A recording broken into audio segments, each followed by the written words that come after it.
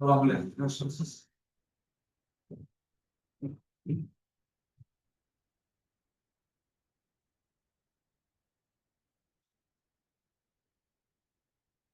İlmi kengash bir derece beruvchi ilmiy kengashi 109'da qaror bor. Assalomu alaykum hurmatli ilmiy kengash a'zolari. Ilmiy daraja beruvchi ilmiy kengash to'g'risida 5-aprel 2023-yil.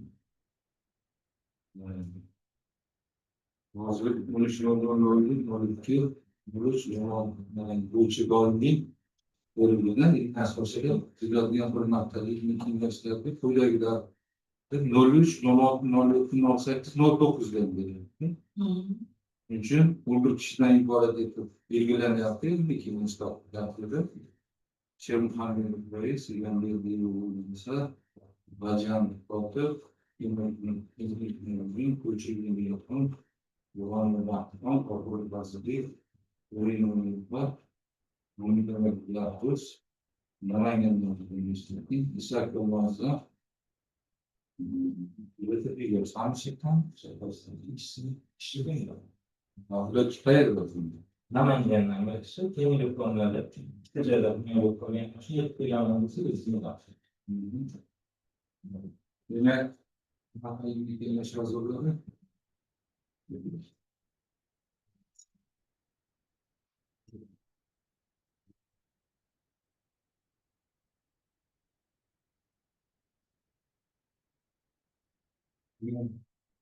tartibda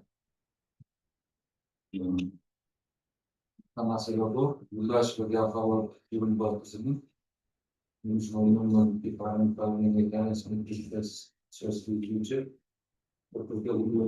bo'lajak boshlanish ta'lim o'quvchilarining refleksiya kompetensiyasini rivojlantirish metodikasi bo'yicha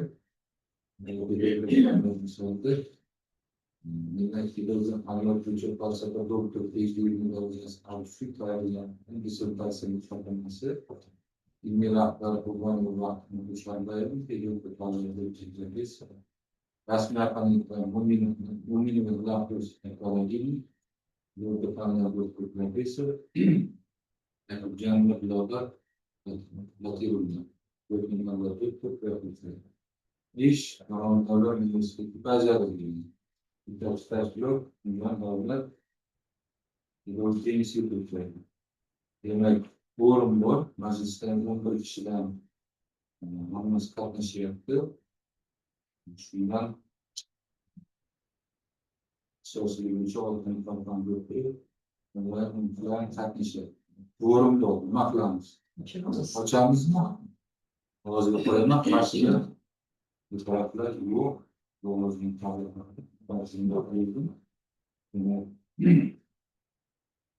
rasmiy yaqinliklar bilan tanishtirib o'tdim. Ular doirada asosiy hujjatlarni tanishtirib berishdi. Ilmiy tartib marhamat. Assalomu alaykum, hurmatli ilmiy kengash raisi va a'zolari. Ruxsatingiz bilan tadqiqotchini tavsiynomasi bilan tanishtirib o'taman. Yo'ldosh va Gavhar O'rinboy qizi 1993-yil 10-dekabr kuni Namangan viloyati Chortoq tumanida tug'ilgan. Millati o'zbek, ma'lumoti oliy. Yo'ldosh va Gavhar O'rinboy qizi 2012-2016 yillarda Farg'ona davlat universitetida matematika yo'nalishi bo'yicha bakalavriat bosqichida 2021-2023 yillarda Urganch davlat universitetida xuddi shu yo'nalish bo'yicha magistraturani tamomlagan. 2016-2017 yillarda Namangan viloyati Chortoq tumani 42-umumiy o'rta ta'lim maktabida matematika fani o'qituvchisi. 2021-2022 yillarda Urganch shahar 18-maktabda matematika fani o'qituvchisi. 2023 yildan hozirga qadar Urganch innovatsion universiteti pedagogika va boshlang'ich ta'lim metodikasi kafedrasida o'qituvchilik faoliyatini olib bormoqda. Yo'ldosh va Gavhar O'rinboy qizi Farg'ona davlat universiteti professori, pedagogika fanlari doktori Qurbonov Vaqtxon Qo'chqorboyevning rahbarligida bo'lajak boshlang'ich ta'lim o'qituvchilarining pedagogik refleksiyalash kompetensiyasini rivojlantirish metodikasi pedagogika fanlari misolida mavzusida 13.00.02 ta'lim va tarbiya nazariyasi va metodikasi asosligi bo'yicha ilmiy tadqiqot faoliyati bilan shug'ullanib kelmoqda. Dissertatsiya mavzusi O'zbekiston Respublikasi Oliy attestatsiya komissiyasi byulletenining 2024-yil 3-sonida 2024-3 PhD PED 8388 raqami bilan ro'yxatga olingan. Yo'ldosh va Gavhara O'rinboy qizi tomonidan shu kunga qadar dissertatsiya mavzusi bo'yicha jami 16 ta ilmiy ish, shu jumladan bitta darslik, bitta o'quv qo'llanma, bitta uslubiy qo'llanma O'zbekiston Respublikasi Oliy attestatsiya komissiyasi tomonidan pedagogika fanlari bo'yicha falsafa doktori dissertatsiyalari asosiy ilmiy natijalarini chop etishga tavsiya etilgan ilmiy nashrlarda 13 ta maqola, 3 tasi respublika va 6 tasi xorijiy jurnallarda Yo'q, nariginachi, hali u kuni darslikni chiqarib chet tili bo'yicha malakaviy imtihonlarni muvaffaqiyatli topshirgan, keltirilgan barcha hujjatlar OAK talablariga javob beradi. Yo'ldosh va Gavhara O'rinboy qizi oilali 2 nafar farzandning onasi. Rahmat sizga, demak,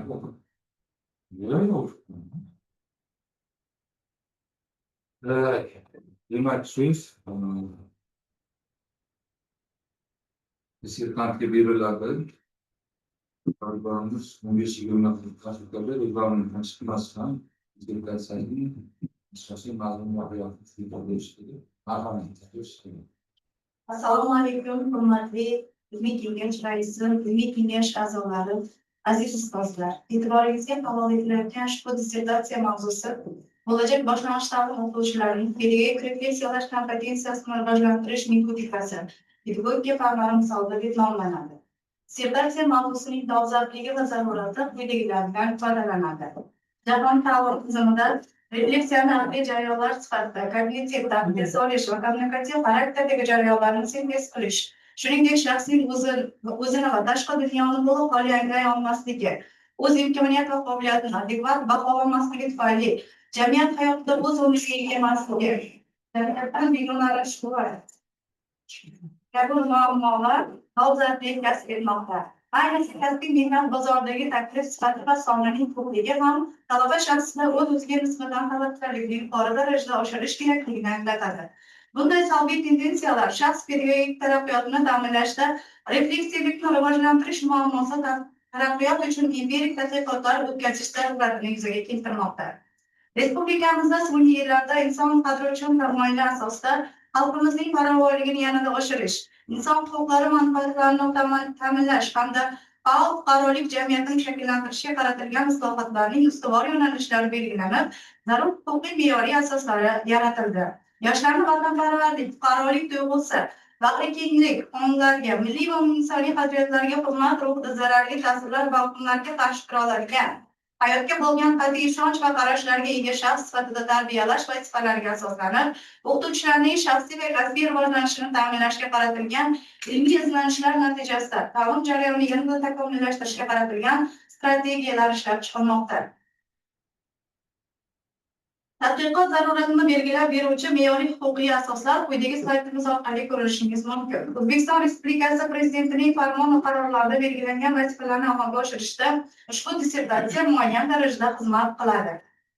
Bo'lajak boshlang'ich ta'lim o'qituvchilarining pedagogik refleksiyalash kompetensiyalarini takomillashtirishda mamlakatimiz olimlaridan Abdullayeva, Urazova, Vohidova, Otajonov, Ruhiyeva kabilar, mustaqil davlatlar hamdo'stligi olimlaridan Davidov, Golubeva, Lefevre, Karpov, Semyonov, Stepanov, Pulinskin va boshqa olimlar hamda xorijiy mamlakatlar olimlaridan Buzeman, Freyd, Grant, Holland, Piaget, Weigand kabi olimlarni keltirishimiz mumkin.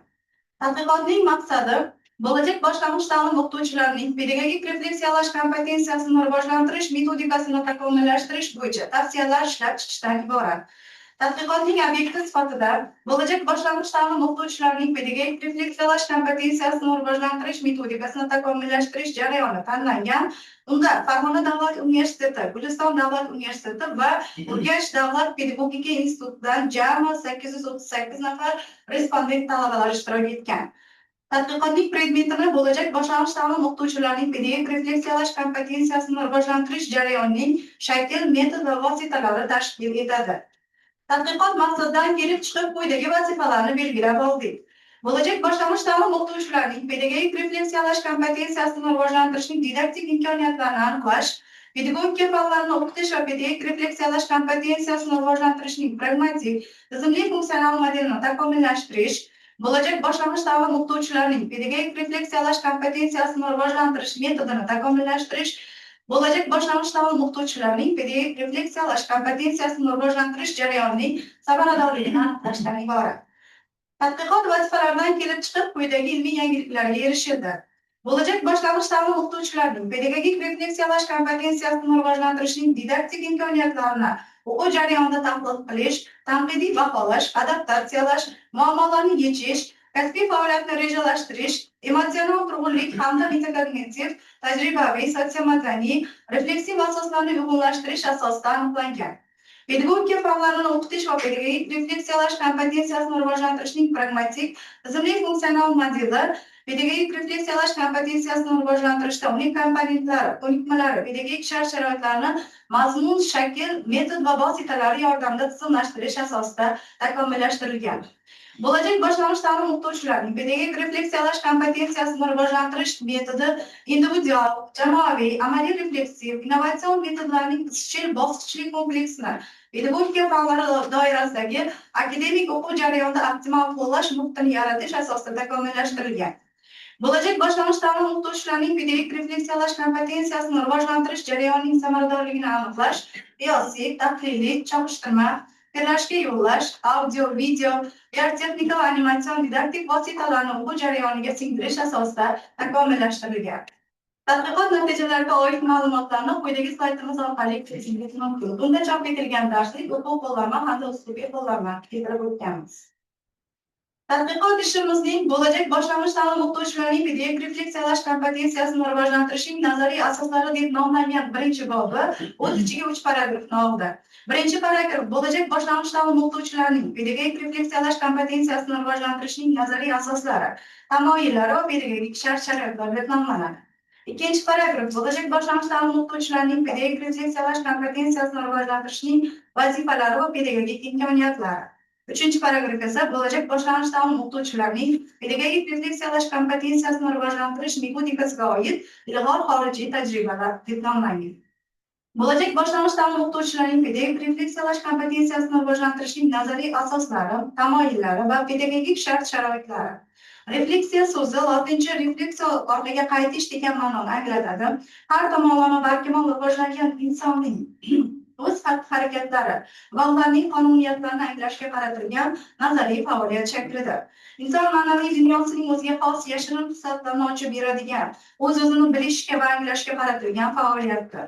Pedagogik refleksiya bu mutaxassisning o'ziga va kasbiy faoliyatiga nisbatan analitik pozitsiyani egallash qobiliyatida namoyon bo'ladigan, o'z-o'zini kasbiy takomillashtirish va rivojlantirish mexanizmidir. O'qituvchining kasbiy rivojlanish konsepsiyasida haqiqiy o'zlik, ideal o'zlik va refleksiv o'zlik o'rtasidagi bog'liqlik muhim o'rin tutadi. Pedagogik nazariyada fikrlashning 3 turi va unga ko'ra pedagogik refleksiyaning 3 xususiyati quyidagicha ajratiladi. Birinchi fikrlash turi tasavvur usul sifatida ta'kidlanib, bu turda fikrlar oqimi olamni tasavvur etish orqali namoyon bo'ladi. Ikkinchi fikrlash turi idrokka asoslangan fikrlash bo'lib, bunda fikrlar oqimi yaqin bir obraz yoki hodisaga nisbatan idrok etish natijasida paydo bo'ladi. Uchinchi fikrlash turi refleksiv fikrlash deb nomlanib, fikrlar javob talab qiladigan savol, mashaqqat va qiyinchiliklardan yuzaga kelgan xulosa orqali maqsadni belgilab beradi. Fikrlashning ushbu turi mustaqil kreativ fikrlashga yo'naltiradi. Pedagogik refleksiyalash kompetensiyasining nazariy asoslari quyidagilardan iborat.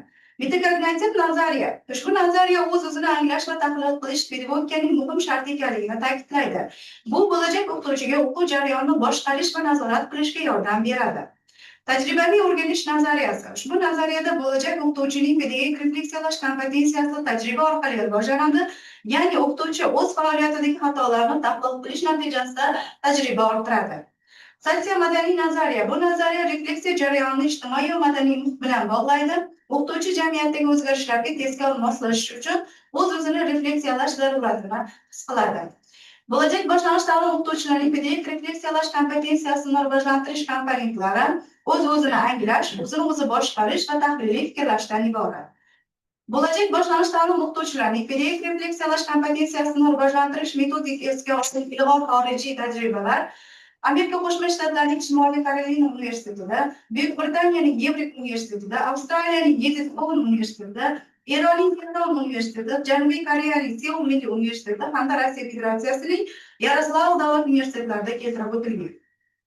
Mamlakatimiz va xorij olimlaridan ilmiy tadqiqotlarga asoslangan hamda mavzu yuzasidan mavjud manbalar tahlillariga tayanib, pedagogik refleksiya tushunchasiga nisbatan o'z mualliflik ta'rifimizni quyidagicha shakllantirdik. Pedagogik refleksiya bu mutaxassisning o'ziga va kasbiy faoliyatiga nisbatan analitik pozitsiyani egallash qobiliyatida namoyon bo'ladigan o'z-o'zini kasbiy takomillashtirish va o'z-o'zini rivojlantirish mexanizmi hisoblanadi. O'qituvchining kasbiy rivojlanishi konsepsiyasida aks ettirish ichki shaxsiy qarama-qarshiliklarni hal qilish vositasi sifatida qaraladi. Uning sababi haqiqiy o'zlik, ideal o'zlik va refleksiv o'zlik o'rtasidagi nomuvofiqlikdir. Dissertatsiya ishimizning bo'lajak boshlanish ta'lim o'qituvchilarining pedagogik refleksiyalash kompetensiyasini rivojlantirish texnologiyasi deb nomlangan ikkinchi bobi 3 paragrafdan iborat. Birinchi paragraf bo'lajak boshlanish ta'lim o'qituvchilarining pedagogik refleksiyalash kompetensiyasini rivojlantirishda didaktik va metodik yondashuvlar deb nomlanadi. Keyingi paragraf bo'lajak boshlanish ta'lim o'qituvchilarining pedagogik refleksiyalash kompetensiyasini rivojlantirish modeli. Uchinchi paragraf esa bo'lajak boshlanish ta'lim o'qituvchilarining pedagogik refleksiyalash kompetensiyasini rivojlantirish metodikasini amaliyotga tatbiq etish deb nomlanadi. Pedagogik refleksiya o'zining loyihalash funksiyasini amalga oshirib, pedagogik jarayon ishtirokchilarining faoliyatini imitatsiya qiladi. Bu esa talabalar bilan kelajakdagi o'zaro ta'sirning turli jihatlarini rejalashtirish imkonini beradi. Pedagogik refleksiyalash borasida olib borilgan ilmiy izlanishlar natijasida shaxsda o'z-o'zini anglash, o'zini o'zi tatbiq qilish, o'zini o'zi baholash, o'z-o'zini boshqarishni modellashtirish, o'zini o'zi tarbiyalash kabi qator ijobiy xislatlar rivojlanadi.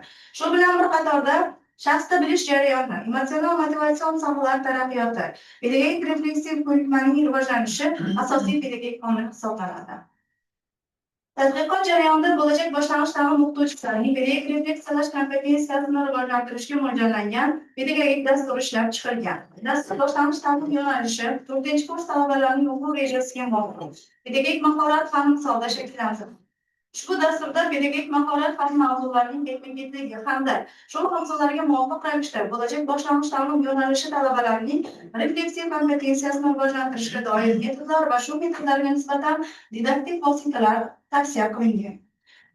Mazkur dastur doirasida bo'lajak boshlanish ta'lim o'qituvchilarining pedagogik mahorat fani misolidagi pedagogik refleksiyalash kompetensiyasini rivojlantirishning mavzular aro didaktik vositalari va ular ishtirokidagi metodlarning o'zaro integratsiyasi asosida shu fan doirasidagi mavjud bilim va ko'nikmalarni o'zlashtirish samaradorligini oshirish maqsad qilingan. Quyidagi rasm slayd orqali ko'rishimiz mumkin. Tadqiqot doirasida zamonaviy didaktik va metodik ta'minot vositasida bo'lajak boshlanish ta'lim o'qituvchilarining pedagogik refleksiyalash kompetensiyasini rivojlantirish modeli takomillashtirildi. Mazkur model 4 blokdan iborat. Modelning maqsadli blok komponentidan belgilangan asosiy maqsad pedagogik mahorat va boshlanish ta'limda tarbiya fanlari integratsiyasi asosida mashg'ulotlarni tashkil etish orqali bo'lajak o'qituvchilarning refleksiyalash kompetensiyasini rivojlantirish metodikasini takomillashtirishdan iborat. Texnologik blokda pedagogik refleksiya muhitini yaratish, refleksiyalash uchun optimal bo'lgan zaruriy o'quv jarayonini tashkillash, pedagogik refleksiyalash kompetensiyasining tashkil etuvchi ko'nikmalarga nisbatan sensitiv xarakterga ega metodikalarni didaktik jihatdan ta'minlash hamda anatomiya, mental modellashtirish, syujet metodi, refleksiv tajriba va ssenariy kabi metodlar blok elementlari sifatida keltirilgan. Quyidagi slayd orqali modelni ko'rishingiz mumkin. Tadqiqot ishimizning 3-chi bobi bo'lajak boshlanish ta'lim o'qituvchilarining pedagogik refleksiyalash kompetensiyasini rivojlantirish samaradorligi deb nomlanadi. Ushbu bob 2 paragrafni o'z ichiga olgan. Birinchisi tajriba sinov ishlarini tashkil etishning mazmuni va metodikasi, hamda ikkinchi paragraf esa tajriba sinov ishlarining natijalari va samaradorlik darajasi deb nomlanadi. Bo'lajak boshlanish ta'lim o'qituvchilarining refleksiyalash kompetensiyasini rivojlanganlik darajasi quyidagi 3 mezon orqali aniqlanadi. Ya'ni kognitivlik mezoni, kreativlik hamda mantiqiylik mezoni. Kognitivlik mezoni refleksiyalash kompetensiyasini o'zlashtirishga bo'lgan qiziqish bilan izohlanadi. Kognitivlik mezoni refleksiyalash kompetensiyasini o'zlashtirishga bo'lgan barqaror motivatsiyaga ega. mashg'ulotlarni refleksiyalash kompetensiyasini amaliyotga tatbiq qilishga bo'lgan qiziqish, mutaxassislik fandan nazariy bilimlarni anglashga bo'lgan motivatsiya, refleksiyalash kompetensiyasini amalga oshirish algoritmini mantiqan to'g'ri amalga oshirish ko'nikmalariga egalik xususiyatlarini o'z ichiga oladi.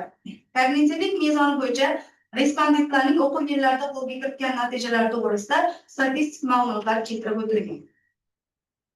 Keyingi slayd orqali mezonlar bo'yicha tajriba hamda nazorat guruhlari respondentlarining o'quv yillarida qo'lga kiritgan natijalarining o'zgarish dinamikasini ko'rishingiz mumkin. Tadqiqotdan olingan natijalarni tatbiq qilishda student va Fisherning taqsimotidan foydalanildi. Bu yerda student statistikasi keltirib o'tilgan. 2023-2024 o'quv yilida o'tkazilgan dastlabki va yakuniy natijalardan ko'rinadiki, barcha mezonlar bo'yicha talabalarning tajriba sinov ishi yakuniy bosqichida bilim darajasi tajriba guruhiga nisbatan yuqori ekanligi, student statistikasi orqali olingan taniy qiymati kritik qiymatdan kattaligi, ishonch oraliqlarining bir-biri bilan ustma tushmasligi va o'qitish sifatini baholash ko'rsatkichining birdan kattaligi, bilim darajalarini baholovchi ko'rsatkichlarning noldan kattaligi, tajriba va nazorat guruhlaridagi olib borilgan tadqiqot ishlaridan tajriba guruhlarida samarali ekanligi va samaradorlik ko'rsatkichi har bir mezon bo'yicha foiz ko'rsatkichlarida keltirilgan hamda o'rtacha 13,7% ga yuqori ekanligi ko'rsatadi. Va har bir mezon bo'yicha statistik gipoteza sifatida H1 indeks qabul qilinadi. Tadqiqot ishi doirasida quyidagi xulosa kelib chiqdi. Birinchisi, bo'lajak boshlang'ich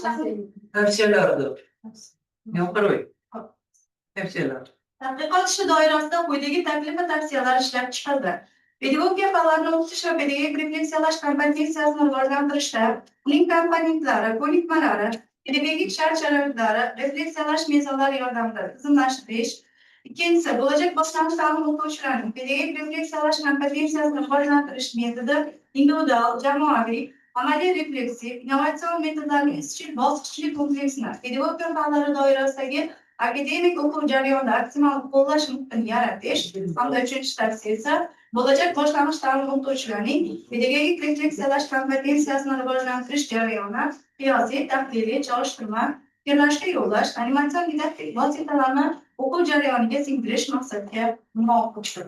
E'tiboringiz uchun rahmat. Rahmat. Me'morimiz va taqdimot uchun. Hurmatli ilmiy kengash a'zolari, navbatda tadqiqotchimiz yo'llanmalar tugatdilar. O'zlarini ma'ruzalarida savollarga o'tamiz. Kimda qanday savollar bor? Zoomdagilar ham marhamat. Savollar. O'zbek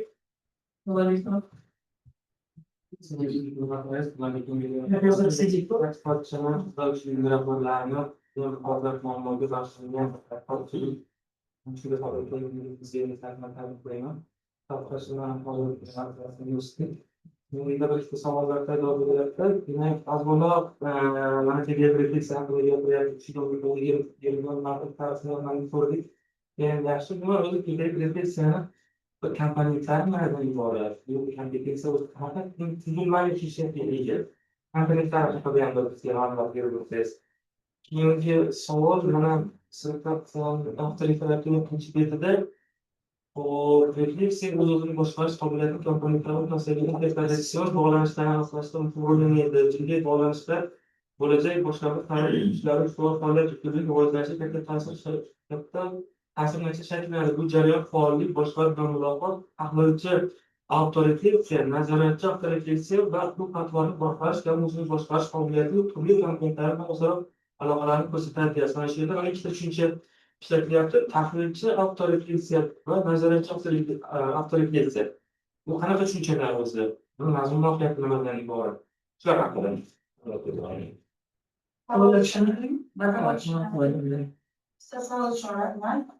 Birinchi savol bo'yicha to'xtaladigan bo'lsak, pedagogik refleksiyalash kompetensiyasining komponentlari qanday? Demak, bu savolga quyidagicha javob bermoqchiman. O'z-o'zini anglash, o'z-o'zini boshqarish va tahliliy fikrlash deb nomlanadi. Demak, o'z-o'zini anglashda o'qituvchining o'zini, o'z pedagogik faoliyatini va undagi ijobiy va salbiy jihatlarni anglash qobiliyatidir. Misol uchun, o'qituvchi dars o'tishda ba'zi o'quvchilar darsni tushunmaganini payqab, sababini tahlil qiladi va keyingi safar ta'lim usulini o'zgartirishga harakat qiladi. Keyingi komponenti o'z-o'zini boshqarish komponenti, demak buni o'z ustida ishlash va rivojlanish hisoblanadi. Bu o'qituvchining o'zini nazorat qilishi, hissiyotlarni boshqarishi va o'z faoliyatini doimiy ravishda yaxshilash qobiliyatidir. Tahliliy fikrlash komponentida demak o'qituvchining o'z pedagogik faoliyatini chuqur tahlil qilish, sabablarga qarab xulosa chiqarish va takomillashtirish qobiliyati hisoblanadi. Misol uchun o'qituvchi darsdan so'ng o'z usullarini tahlil qiladi, qaysi metod yaxshiroq natija berganini va qaysi biri kam samarali bo'lganini o'rganadi va bu keyingi jarayonlarda ularni samarali qilishga yordam beradi. Birinchi savolingizga javobim shundan iborat. Ikkinchi savol bo'yicha to'xtaladigan bo'lsak, avtoreferaning 12-chi sahifasida keltirilgan tahlilchi autorefleksiya va nazariyotchi autorefleksiya tushunchalari keltirib o'tilgan. Demak, bunga izohim quyidagicha. Tahlilchi autorefleksiya bu pedagogik faoliyat natijalarini amaliy jihatdan tahlil qilish, o'zining harakatlarini baholash, kamchiliklarni aniqlash va yaxshilashga yo'naltirilgan refleksiya hisoblanadi.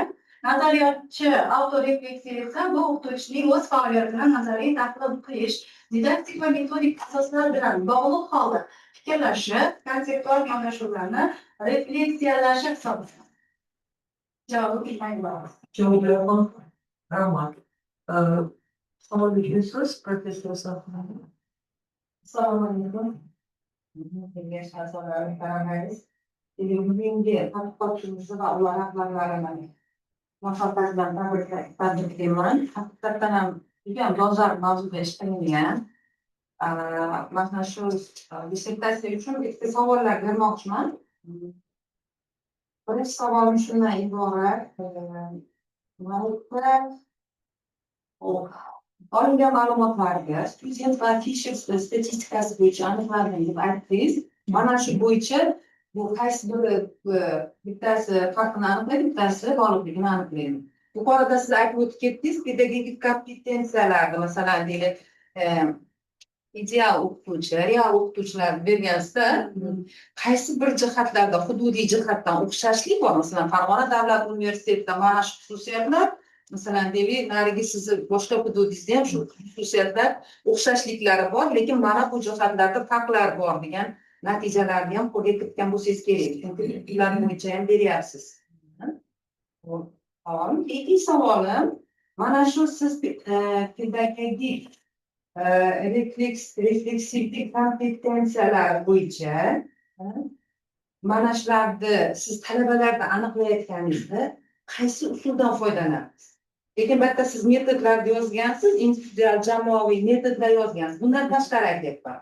Demak, ulardagi shu shakllangan pedagogik kompetensiyalarni qaysi darajada rivojlanganligini qaysi usulda aniqlaysiz va u usulingizni nomini aytsangiz. Agar foydalanganingizda. Boshqa savolingiz? Savollaringiz mavjudmi? Marhamat, maslahatlar kerak.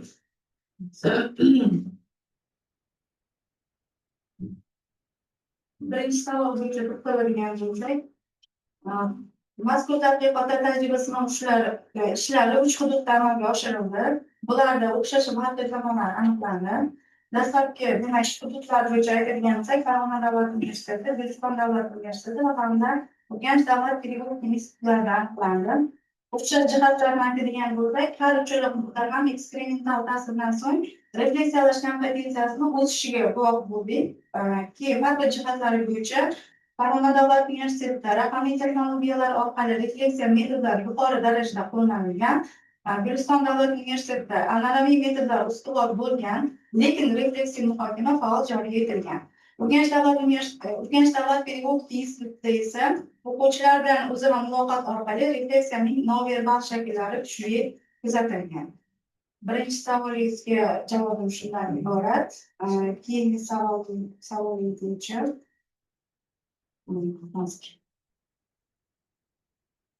tajriba sinov ishlarini biz kuzatish, anketa va suhbat metodlaridan foydalangan holda amalga oshirdik. Har bir jarayonda mezonlarga tayangan holatda natijalarga erishdik. Kognitivlik mezoni, kreativlik hamda mantiqiylik mezonlari asosida shakllanadi. Aynan qaysi metod? Masalan, mana shu metodda mana shu kriteriyalar bor edi, shular shu darajada mana shu bormi, masalan, standart jahondan qabul qilingan metodikalarda. Ha, bu bayağı güzel şey yazıp koymuşsunuz. Burada asosan kriteriyi aniqlagan edi. Bir yozib qo'ygansiz ko'rdim. Lekin aynan qaysi yer qo'yishlar? Biz bu narsamizni rahmat savolingiz uchun dissertatsiya ishimizda ham modelda ham keltirib o'tganmiz texnologik blok modelida dixotomiya metodini blok element sifatida ta'minlab olganmiz. Aynan bu metodni tushuntirib beradigan bo'lsam, dixotomiya metodida ikkita qarama qarshi fikr yoki konsepsiyani taqqoslash va tahlil qilish usuli hisoblanadi. Mashg'ulotlarda ko'pincha biz tushunchalarni taqqoslash hamda tahlil va qaror qabul qilish qismlari bo'yicha o'rgandik. Tushunchalarni taqqoslash qismida o'qituvchi talabalarga ikkita qarama qarshi fikrni yoki holatni taqdim qiladi. Masalan, pozitiv yoki negativ, yaxshi yoki yomon kabi qarama qarshi holatlarni yordamida tahlil qilingan. Keyingi tahlil va qaror qabul qilish qismida esa ikkita variantni solishtiradi talabalar va har birining o'ziga xos bo'lgan xususiyatlari va natijalarini tahlil qilishadi. Va buning natijasida natijaga qaror berishadi. Buni izleniyasi qilganda o'lchov birligi. Dars degan aytar shekilli. Darsda shunaqa tahlillar beriladi, to'g'rimi? Shu metod taqdim. Endi men savolim shunaqa ekan, kursda yaxshi edi. O'sha xususiyatlar matematik, statistika baribir raqamlar bilan aniqlanishi kerakda. Agar shu dissertatsiyada bo'lsa, juda ham yaxshi. Yaxshi tavsiyaviy qonun tegishli ishlarga inobatga oladigan narsalar. Rahmat. Savollardan javob qoniqarligan. Tak, marhamat, Aziz G'ofurov, texnologiya fanlari doktori. Hozir professor Temirov sizga hozir beramiz. Hozir Aziz olib qoldilar savol. Yo'g'on, marhamat.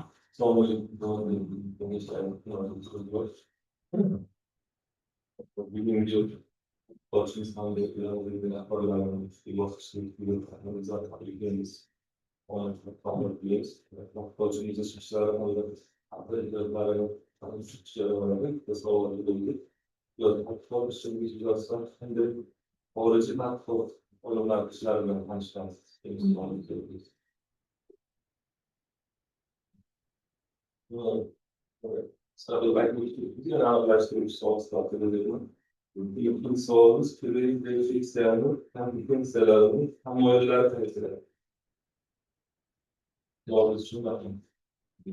Kimlarga savollar? Marhamat.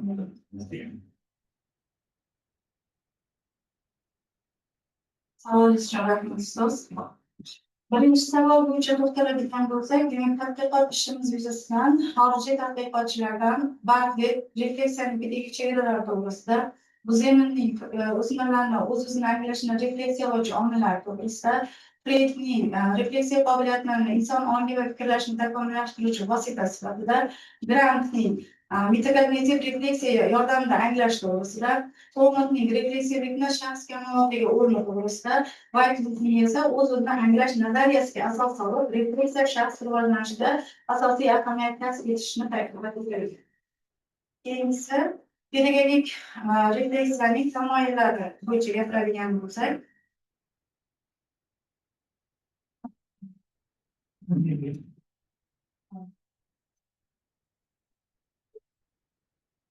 refleksiya tamoyillar sifatida biz quyidagilarni keltirishimiz mumkin. Refleksiya va o'z-o'zini baholash, o'zini o'zi tahlil qilish va kasbiy pedagogik yutuqlar darajasi hamda sifatini ko'rsatish ehtiyojini shakllantirish tamoyili bu tamoyil o'z ichiga kichik bir tarmoqlarni oladi. Demak, ularni misol sifatida keltirishimiz mumkinki, o'z-o'zini anglash, o'zini o'zi takomillashtirish, o'zini o'zi rivojlantirish, o'zini o'zi tasdiqlash va boshqalar modelida ichki va tashqi rivojlanishning birligi tamoyili. Keyingisi shaxsning o'zini o'zi anglash istiqbollarini tanlashda zamonaviy ta'limni insonparvarlashtirish tamoyili. Keyingisi o'qituvchining faoliyati muloqotning ideal, moddiy obyektlarni ishlab chiqarish shartlari hamda amaliyotni yanglashga innovatsion tayyorlik tamoyillarini keltirishimiz mumkin. Keyingisi asosiy tamoyil sifatida keltirib o'tganimiz yana shaxs va jamiyat hayot faoliyatining yuksak yutuqlari va sifatli mahsulotlarga bo'lgan ehtiyojni shakllantirish tamoyili. Demak, buni o'z ichiga kasbiy o'zini o'zi tasdiqlash va o'zini o'zi amalga oshirish modelini tanlashda pedagogning kasbiy shakllanishi shart-sharoitlari optimallashtirish tamoyili, o'z-o'zini rivojlantirish va o'z-o'zini amalga oshirish muammolarini hal qilishda tanlov modelini shakllantirish va tasdiqlash tamoyillarini keltirishimiz mumkin. Marhamat, professor Temirov, savollar uchun so'z sizga. Rahmat. Assalomu alaykum, hurmatli rais, hurmatli kengash a'zolari. Mana avvalo ilmiy tadqiqotchi rahbarini o'zini shu bugungi darajaga yetib kelganligi bilan tabriklayman. Avtoreferator bilan tanishib chiqib, quyidagi savollar menda paydo bo'ldi. Birinchisi, refleksiyalash kompetentligini boshqa turlari ham bormi? Pedagogikadan tashqari. Bu birinchi savolim. İkincisi, 3 ta mezon olgansiz rivojlantirishda. Nima uchun 3 ta oldingiz? Uni boshqa mezonlari ham mavjudmi? Sizgidan tashqari.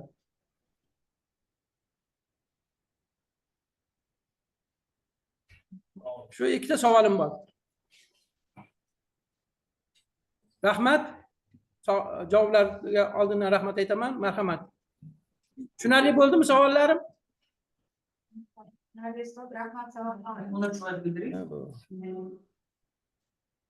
Tajriba sinov ishlarini amalga oshirishda aynan 3 ta mezon sifatida tanlab olganmiz, ya'ni kognitivlik, kreativlik va mantiqiylik mezonlari.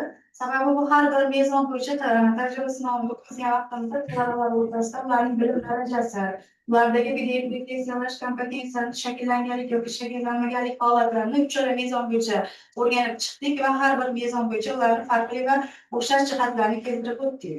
Masalan, shu kognitivlik mezonida refleksiyalash kompetensiyasini o'zlashtirishga bo'lgan barqaror motivatsiyaga egalik va mashg'ulotlarni refleksiyalash kompetensiyasini amaliyotga tatbiq qilishga bo'lgan qiziqishlari, mutaxassislik fanidan nazariy bilimlarni egallashga bo'lgan motivatsiya va kompetensiyalarni amalga oshirish algoritmini mantiqan to'g'ri amalga oshirish ko'nikmalarini egalik xususiyatlarini o'z ichiga olgan. Interaktivlik mezoni bo'yicha keltirib o'tsak, refleksiyalashda yangilikka ishtiyoqning darajalarini aniqlovchi mezon sifatida o'rganganmiz. Mantiqiylik mezoni bo'yicha esa refleksiyalash kompetensiyasining mantiqiy aniqligi va ishonchligi axborot resursining mavjudligi bilan hisoblanadi.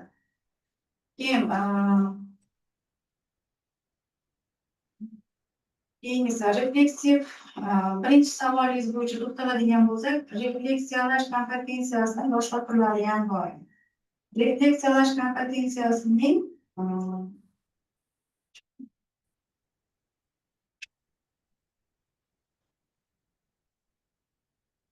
boshqa turlari ham mavjud.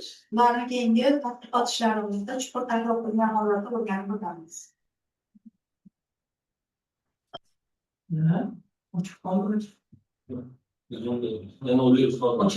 Yaxshi. Rahmat.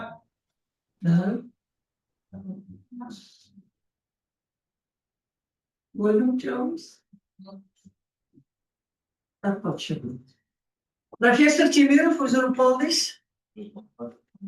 Qoniqarli, rahmat. Yana kimdir Rahmat. savollar Qoniqarli javobi. ochib qo'ying. Qoniqarli. Yaxshi. Kimda savollari bor? Professor Temirov. Eshityapsizmi? Bo'ldimi? Javoblar qoniqarlimi? Qoniqarli. Rahmat. Rahmat. Javoblari qoniqarli. Rahmat. Yana kimlardan savol? Marhamat. Yetarli degan taklif tushyapti. Marhamat, ovozga qo'yamiz. Yetarli degan taklifga qarshilar, betaraflar yo'q. Rahmat. So'zni demak ilmiy rahbarlari professor Baxtigul Qurbonlarga beramiz. Marhamat. Assalomu alaykum, hurmatli hazrat. Istiqbolga himoya jarayoniga inshaalloh tadqiqotchilik sifatida muxlislarga ana shu qonunchilikni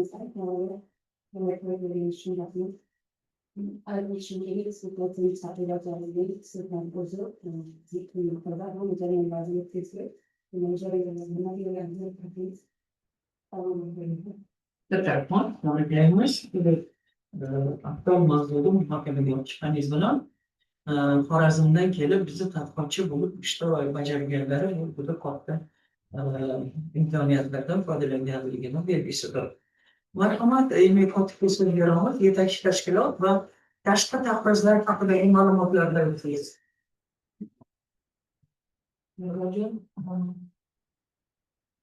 Assalomu alaykum. Raisi va a'zolari. Yurtdosh va Gavharo universitetining bo'lajak boshlang'ich ta'lim o'qituvchilarining pedagogik refleksiyalash kompetentsiyasini rivojlantirish metodikasi mavzusidagi 13 kunlik nurli ta'lim va tarbiya nazariyati va metodikasi asosligi bo'yicha falsafa doktori PhD ilmiy darajasini olish uchun taqdim etilgan dissertatsiya ishiga yetakchi tashkilot sifatida Andijon davlat pedagogika instituti belgilangan.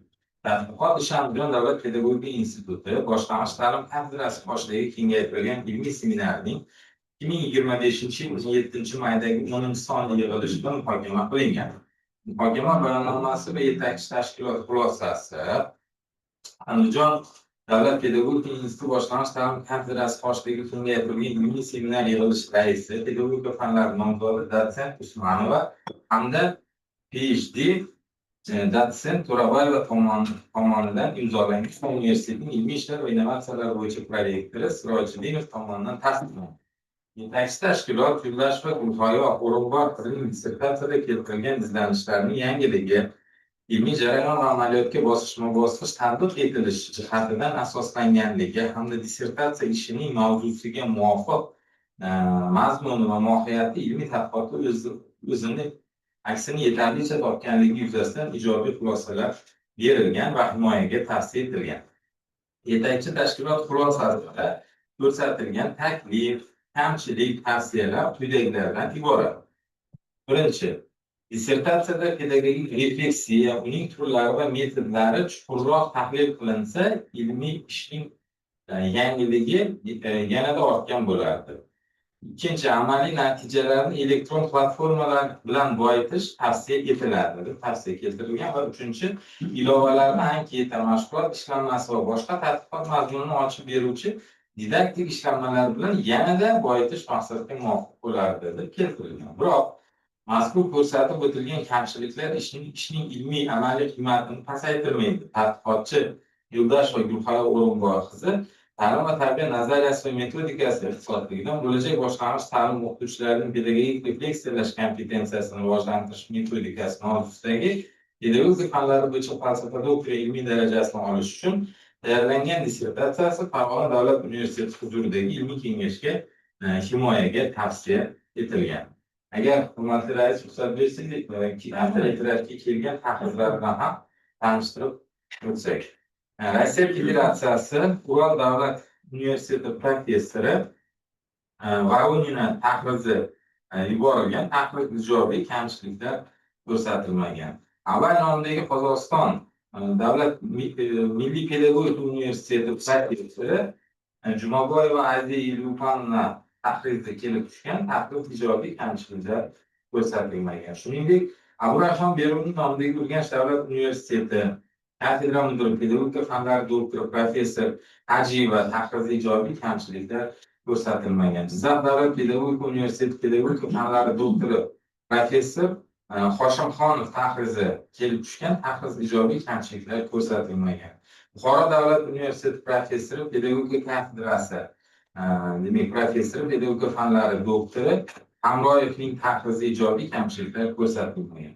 Abu Rayhon Beruniy nomidagi demak Nukus davlat pedagogika universiteti dotsenti pedagogika fanlari doktori Abilova tahrizi ijobiy, kamchiliklar ko'rsatilmagan. Shuningdek, O'zbekiston Finlandiya pedagogika instituti kafedra mudiri pedagogika fanlari bo'yicha falsafa doktori dotsent Hamroyeva tahrizi ijobiy, kamchiliklar ko'rsatilmagan. Shirchiq davlat pedagogika universiteti pedagogika fanlari doktori demak Qutlumuradovning tahrizi ijobiy, kamchiliklar ko'rsatilmagan.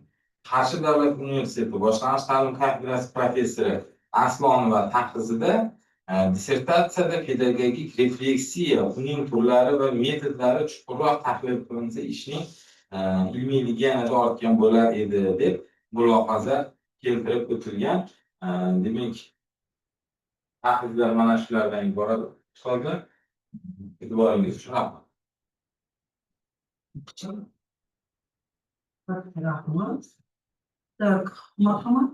Tadqiqotchimiz Gavharo munosabat bildiring. Yetakchi tashkilot va tashqi xizmatlar. Avval aytilgan yuqoridagi tavsiyalarni keyingi tadqiqot ishlarini Rahmat. Berilgan narsalar uchun. E'tirof etib, Yig'ilishlarimizda, tadqiqotlarimizda kelgusi faoliyatda buni demak inobatga olasan. Katta rahmat.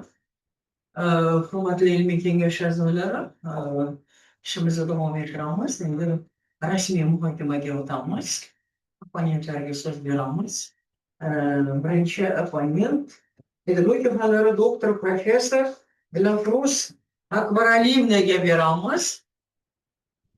Mo'minova, professor Mo'minova, marhamat. Ikkinchi opponentlari ulanib turibdi. Olmayapti shekilli.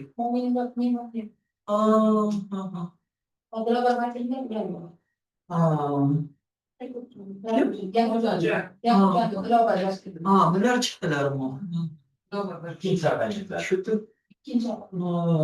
bo'ladi. Marhamat. So'zni sizga beramiz bo'lsin.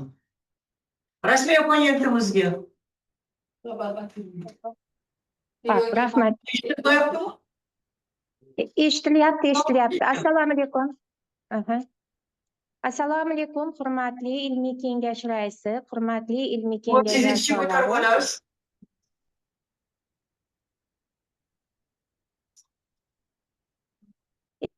Bitta ko'tarib qo'ydim. Hozir.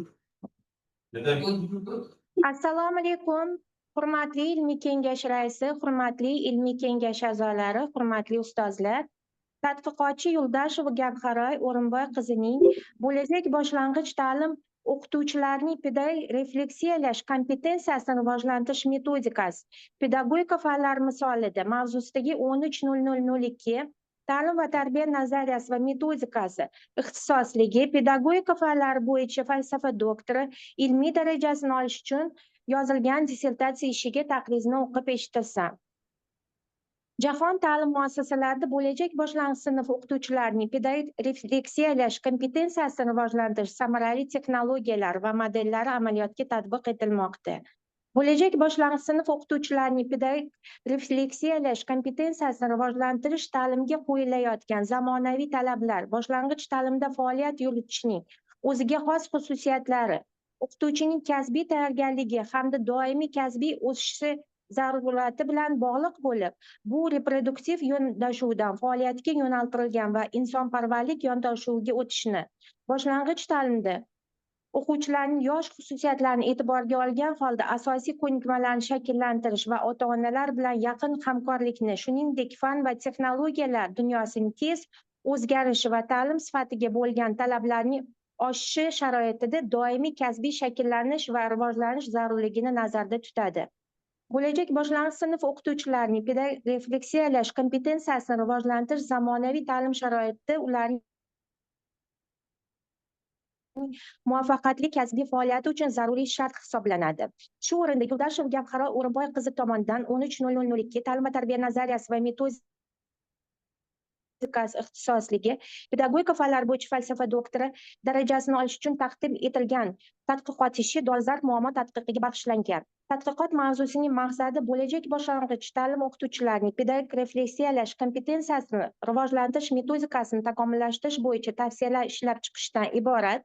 Maqsadga erishish uchun bo'lajak boshlang'ich ta'lim o'qituvchilarining pedagogik refleksiyalash kompetensiyasini rivojlantirishning didaktik imkoniyatlarini aniqlash, pedagogika fanlarini o'qitish va pedagogik refleksiyalash kompetensiyasini rivojlantirishning pragmatik, tizimli, funksional modelini takomillashtirish, bo'lajak boshlang'ich ta'lim o'qituvchilarining pedagogik refleksiyalash kompetensiyasini rivojlantirish metodini takomillashtirish, bo'lajak boshlang'ich ta'lim o'qituvchilarining pedagogik refleksiyalash kompetensiyasini rivojlantirish jarayonining samaradorligini aniqlash vazifalari belgilangan.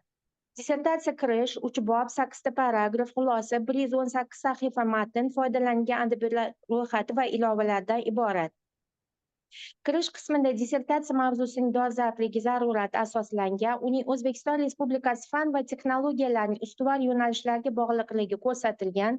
Dissertatsiya mavzusi bo'yicha muammoning o'rganilganlik darajasi bayon etilgan, tadqiqotning maqsadi, vazifalar, obyekti va predmeti aniqlangan, tadqiqotning ilmiy yangiligi, natijalarning ishonchliligi, nazariy va amaliy ahamiyati, natijalarning amaliyotga joriy etilishi, dissertatsiyaning tuzilishi va hajmi bo'yicha ma'lumotlar berilgan.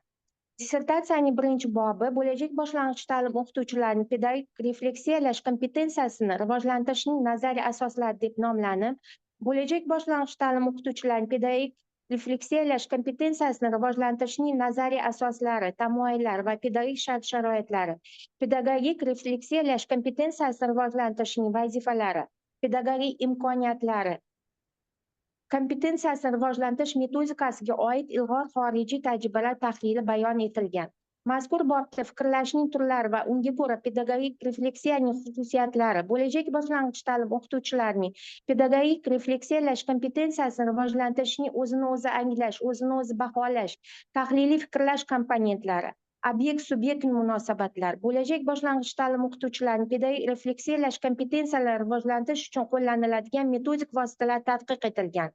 Pedagogik refleksiyaning rivojlanishi uchun dastlabki faoliyat, refleksiv muhitning mavjudligi, subyektlar aro munosabatlarning faollashtirilishi kabi pedagogik shart-sharoitlar aniqlangan. Pedagogikada refleksiya muayyan hodisalar, shart-sharoitlar, jarayonlarni tahliliy jihatdan o'rganishni ifodalashi, refleksiyaning obyektlari shaxsning ta'lim-tarbiyasi, madaniy-kasbiy rivojlanishiga muayyan darajada ta'sir ko'rsatish kabi yondashuvlari, yo'nalishlari. Refleksiya jarayonlari bo'lajak boshlang'ich ta'lim o'qituvchilarining kasbiy va madaniy rivojlanishiga ijobiy ta'sir ko'rsatib, mavjud kamchiliklarni aniqlash va korreksiyalash imkonini berishi o'rganilgan. Bo'lajak boshlang'ich ta'lim o'qituvchilarining metodik imkoniyatlarini kengaytirish va ularga mutaxassislik fanlari doirasida refleksiv bilimlarni rivojlantirish, bo'lajak boshlang'ich ta'lim o'qituvchilarining mustaqil bilim olish imkoniyatlarini kengaytirish orqali ularda refleksiyalash kompetensiyasini rivojlantirishga xizmat qiladigan didaktik vositalarni saralash, tizimlashtirish va ulardan foydalanish metodlarini tavsiya etish, refleksiv yondashuv asosida yangi zamonaviy fan va o'quv dasturlarini ishlab chiqish va takomillashtirish, bo'lajak boshlang'ich ta'lim o'qituvchilarining refleksiyalash kompetensiyasini mazmunni belgilashga qo'yilgan talablar va uni tanlash tamoyillarini ishlab chiqish shart-sharoitlari aniqlangan. Adabiyotlar tahlili natijasida pedagogik refleksiya tavsifi belgilangan. Pedagogik refleksiyalash kompetensiyasining pedagogik faoliyatni tahlil qila olish, tanqidiy baholash, adaptatsiyalashuv, muammolarni yechish qobiliyati, kasbiy faoliyatni rejalashtirish, emotsional, turg'unlik, hamfikriylikdan iborat tarkibiy tuzilmasi, o'quv faoliyatida pedagogik refleksiyani rivojlantirishning ongli faoliyat, metodologik majmua va metodik yondashuv vositalari aniqlangan. Pedagogik refleksiyalash kompetensiyasi imkoniyatlar va uning ta'lim jarayonida namoyon qilishdagi natijalar belgilangan. Mustaqil va tanqidiy fikrlashning oshishi, ta'lim natijalarining o'sishi, hissiy va psixologik rivojlanish, o'zgarish va innovatsiyalarga adaptatsiyalashish, o'zaro ta'sir va muloqot ko'nikmalarini takomillashuvi, kollegial qo'llab-quvvatlash va innovatsion jarayonni tashkil etish. Pedagogik texnologik tamoyillar asosida o'quv jarayoni loyihalarini tuzish, ta'lim texnologiyasining nazariy va amaliy asoslariga oid manbalar, maxsus adabiyotlar, metodik ishlanmalarga ehtiyoj mavjudligi aniqlangan. Bo'lajak boshlang'ich ta'lim o'qituvchilarining pedagogik refleksiyalash kompetensiyasini rivojlantirishda pedagogik texnologiyalarni joriy etishning nazariy va amaliy asoslarini tadqiq etishga qaratilgan ilmiy tadqiqot ishlari dolzarbligi nuqtai nazaridan bo'lajak boshlang'ich ta'lim o'qituvchilarining pedagogik refleksiyalash kompetensiyasini rivojlantirishning muammosi bo'yicha tavsiyalarni ishlab chiqish zarurati aniqlangan. Dissertatsiyaning bo'lajak boshlang'ich ta'lim o'qituvchilarining pedagogik refleksiyalash kompetensiyasini rivojlantirish texnologiyasi deb nomlangan ikkinchi bobida bo'lajak boshlang'ich ta'lim o'qituvchilarining pedagogik refleksiyalash kompetensiyasini rivojlantirishga doir didaktik metodik yondashuvlar, pedagogik refleksiyalash kompetensiyasini rivojlantirish modelini mazmuni yoritilgan.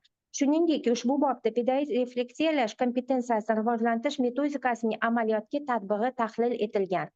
Pedagogik ta'lim faoliyatida refleksiv jarayon tuzilmasi, pedagogik refleksiyaning darajalari, pedagogik refleksiyalash kompetensiyalarini rivojlantirish samaradorligiga ta'sir ko'rsatuvchi muhim omil sifatida refleksiya shakllarining xilma-xilligi, bo'lajak boshlang'ich ta'lim o'qituvchilari pedagogik refleksiyalash kompetensiyalarini samarali rivojlantirish uchun ta'lim jarayonida refleksiya texnologiyalar va shakllaridan kompleks foydalanish zarurligi, kasbiy pedagogik refleksiya nafaqat kasbiy faoliyat, balki bilim, ko'nikma va malakalarning o'sishini ta'minlash hamda ushbu faoliyatni takomillashtirish asosi sifatida belgilangan va texnologiyalar takomillashtirilgan. Shuningdek, mazkur bobda pedagogik mahorat fanida qo'llaniladigan refleksiv kompetensiyalarning individual va guruhli rivojlantirish usullari, refleksiya jarayonining maqsadi, usuli, natijalariga ko'ra farqlanadigan individual refleksiya, hamkorlikdagi refleksiya, amaliy refleksiv, innovatsion refleksiya va tashqi refleksiyalar metodlari tahlil etilgan. Tadqiqot doirasida 4 ta blokdan iborat bo'lajak boshlang'ich ta'lim o'qituvchilarining pedagogik refleksiyalash kompetensiyasini rivojlantirish modeli takomillashtirilgan. Har bitta blok tavsifi keng yoritilgan. Mazkur tizimlashtirilgan metodlardan bo'lajak boshlang'ich ta'lim o'qituvchilarining pedagogik refleksiyalash kompetensiyasini rivojlantirish metodikasini amaliyotga tatbiq etishda muhim omil sifatida belgilangan. Dissertatsiyaning 3-bobi bo'lajak boshlang'ich ta'lim o'qituvchilarining pedagogik refleksiyalash kompetensiyasini rivojlantirish samaradorligi deb nomlanib, ushbu bobda tajriba sinov ishlarini tashkil etishning mazmuni, metodikasi, tajriba sinov ishlarining natijalari va samaradorlik darajasi tahlil etilgan. Bo'lajak boshlang'ich ta'lim o'qituvchilarining pedagogik refleksiyalash kompetensiyasini rivojlantirishga yo'naltirilgan tajriba sinov ishlariga Farg'ona davlat universiteti, Guliston davlat universiteti va Urganch davlat pedagogika institutining 751 nafar talabalar, shuningdek 87 nafar professor o'qituvchilar jalb etilgan. Tajriba sinov ishlari 3 bosqichda o'tkazilgan. Bo'lajak boshlang'ich ta'lim o'qituvchilarining pedagogik refleksiyalash kompetensiyasini rivojlanganlikning 3 ta darajasi kognitivlik, kreativlik va mantiqiylik mezonlari bo'yicha aniqlangan. Statistik tahlillar natijasida bo'lajak pedagoglarning refleksiyalash kompetensiyasini rivojlantirishga yo'naltirilgan tajriba sinov ishlarining samarali ekanligi tasdiqlangan. Dissertatsiya va avtoreferati 8 banddan iborat xulosa va 3 banddan iborat tavsiyalar o'z aksini topgan. Mazkur tadqiqot natijalari 2 ta xalqaro, 2 ta respublika ilmiy-amaliy anjumanida muhokamadan o'tkazilgan. Dissertatsiya mavzusi bo'yicha ilmiy ishlar Oliy attestatsiya komissiyasi tomonidan doktorlik dissertatsiyalar asosiy ilmiy natijalarni chop etish tavsiya etilgan ilmiy nashrlarda chop etilgan. Yuqoridagi natijalar bilan birga dissertatsiya va avtoreferatda quyidagi mulohazali jihatlar ko'zga tashlanadi. Birinchi, tadqiqotda respublikamiz olimlari ishlariga yanada keng to'xtalib, mavjud muammo yuzasidan izlanganda ishning ilmiy ahamiyati oshgan bo'lar edi. Ikkinchidan, dissertatsiyaning 3 paragrafida, 1 jadvalda o'qituvchilarning refleksiv qobiliyatlarini rivojlantirish uchun ko'p qo'llaniladigan metodik vositalar tahlili o'z aksini topgan. Mazkur jadvalda qo'llaniladigan samarali metodlar hamda tashkil etish shakllarini ham kiritilishi maqsadga muvofiq. Uchinchidan, dissertatsiya ilovalarida fan doirasida ma'ruza, amaliy mashg'ulotlar va mustaqil ta'lim bo'yicha bo'lajak boshlang'ich ta'lim o'qituvchilarining pedagogik refleksiyalash kompetensiyasini rivojlantirishga doir ishlanmalar keltirilishi muhim amaliy ahamiyatga ega. Va to'rtinchidan, dissertatsiya ishida 96 nomdagi adabiyotlardan foydalanilgan. Keltirilgan adabiyotlar ro'yxatini Oliy attestatsiya komissiyasi talablariga mos ravishda rasmiylashtirish zarur. Belgilangan mulohazali jihatlar ishning ilmiy sifatini oshirishga qaratilgan. Tadqiqotchi Yuldashev Gavharoy O'rinboy qizi dissertatsiyasi bo'yicha quyidagi xulosalarga kelish mumkin. Yuldashev Gavharoy O'rinboy qizi tomonidan tayyorlangan bo'lajak boshlang'ich ta'lim o'qituvchilarining pedagogik refleksiyalash kompetensiyasi rivojlantirish metodikasi mavzusidagi dissertatsiya mustaqil bajarilgan va tugallangan tadqiqot ishi hisoblanadi. Avtoreferat dissertatsiyaning mazmuni asosida shakllantirilgan. Tadqiqotchi Yuldashev Gavharoy O'rinboy qizi tomonidan tayyorlangan dissertatsiya O'zbekiston Respublikasi Oliy ta'lim, fan va innovatsiyalar vazirligi huzuridagi Oliy attestatsiya komissiyasining rayosatining ilmiy darajalar berish tartibi to'g'risidagi nizom talablariga javob beradi. Yuldashev Gavharoy O'rinboy qizi 13/00/02 ta'lim va tarbiya nazariyasi va metodikasi ixtisosligidan pedagogika fanlari bo'yicha falsafa doktori ilmiy darajasini olishga loyiq. Rasmiy opponent pedagogika fanlari doktori professor Dilobar Batirovna Yakubjanova. Rahmat e'tiboringiz uchun. Ham rahmat, Dilobar Batirovna. Salomat bo'ling, hamkorligimiz davom etsin. Marhamat. Yo'ldasheva, tadqiqotchimiz munosabat bildiring. Assalomu alaykum, hurmatli ustoz, pedagogika fanlari doktori, professor Dilobar Batirovna, rasmiy opponentim. Avvalo dissertatsiya ishimizni sinchkovlik bilan o'rganib chiqqaningiz, hurmatli vaqtingizni ayamasdan, o'z fikr mulohazalaringiz hamda tavsiyalaringizni berganingiz uchun chuqur minnatdorchilik bildiraman. Sizning mulohazalar yondashuvingiz va ilmiy fikrlaringiz biz uchun muhim ahamiyatga ega bo'lib, ular kelgusidagi tadqiqot ishlarimizda albatta inobatga olamiz. Samimiy yondashuvingiz va qo'llab-quvvatlaningiz uchun yana bir bor tashakkur bildiraman. Rahmat ustoz. Sog' bo'ling. Sizlar salomat bo'ling. Rahmat ishtirok etganingiz uchun. Marhamat, ikkinchi opponentni so'zlarini asosiy qismini o'qib berish uchun so'z Kotibga beramiz. Bajarovga marhamat. Assalomu alaykum, hurmatli rais va yig'ilish ishtirokchilari. Hozir barchamiz guvoh bo'ldik.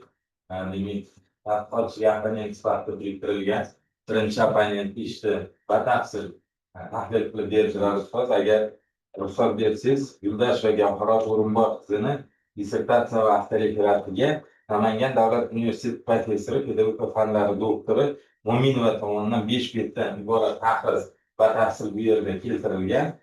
Sizlarga ruxsatlaringiz bilan mana shu tahrizning mulohazalar qismi bor, ana shu qismini o'qib eshitirsam. Demak, tadqiqot natijasida erishilgan yutuqlar bilan birga ba'zi mulohazali jihatlar ham mavjud. Birinchi, muammoni o'rganilganlik darajasida oxirgi yillarda olib borilgan ilmiy tadqiqot ishlariga ko'proq e'tibor berilganida ishning ilmiy nazariy jihati yanada ortgan bo'lar edi. Ikkinchi, demak, shunday yozilyapti, dissertatsiyada xorijiy ilmiy tadqiqotlar ishlari bo'lsa kerak, bitta ilmiy tadqiqotlar sharhiga alohida e'tibor qaratilsa maqsadga muvofiq bo'lardi deb keltirilibdi. Va uchinchi, tadqiqot jarayonidagi taklif etilgan mualliflik metodlarining samaradorligi qay darajada aks ettirilganligini izohlash, sharhlab o'tish lozim edi. To'rtinchi, dissertatsiya matnida juda ko'p ma'lumotlar berilishiga qaramay, muallif rasmlar, jadvallarni kam bergan. Yanada ko'proq berilganda tadqiqotning qiymati oshgan bo'lar edi. Ko'rsatilgan mulohazalar tadqiqotning ilmiy amaliy ahamiyatini pasaytirmaydi. Dissertant mazkur mulohazalarga asosida demak ishni mazmunan ham rasmiylashtirish nuqtai nazaridan takomillashtirishi mumkin. Muallifning e'lon qilingan maqolalari va avtoreferaat dissertatsiyaning asosiy mohiyatini o'zida ifodalagan. Dissertatsiya tahlili asosida quyidagi xulosalarga kelindi.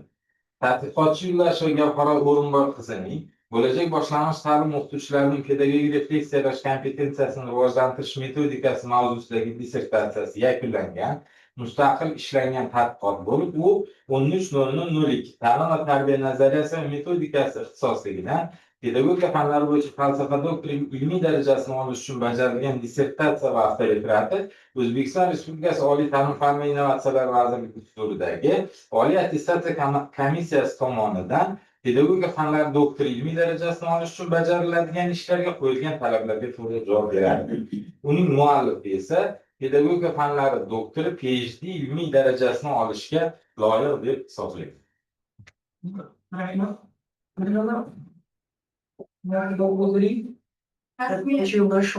Rasmiy opponentim pedagogika fanlari doktor professor Mo'minova Dilafruza Akbaraliyeva. Avvalo dissertatsiya ishimizni diqqat bilan o'rganib, uni ijobiy baholaganingiz, shuningdek ko'z nuringizni ayamagan holda fikr takliflaringizni bildirganingiz uchun chuqur minnatdorchilik izhor qilaman. Keltirilgan tavsiya va mulohazalarni ilmiy ishimizni yanada takomillashtirishga xizmat qiladi va ularni albatta keyingi tadqiqot ishlarimizda hisobga olamiz. Sizning samimiy munosabatingiz va ilmiy yondashuvingiz bizga katta dalda bo'ldi. Yana bir bor tashakkur aytaman. Rahmat, hurmatli ustoz. Dilbar Bakirovna, javoblar, munosabatlar qoniqarlimi? Rahmat. Rahmat. Demak, mana rasmiy muhokamamiz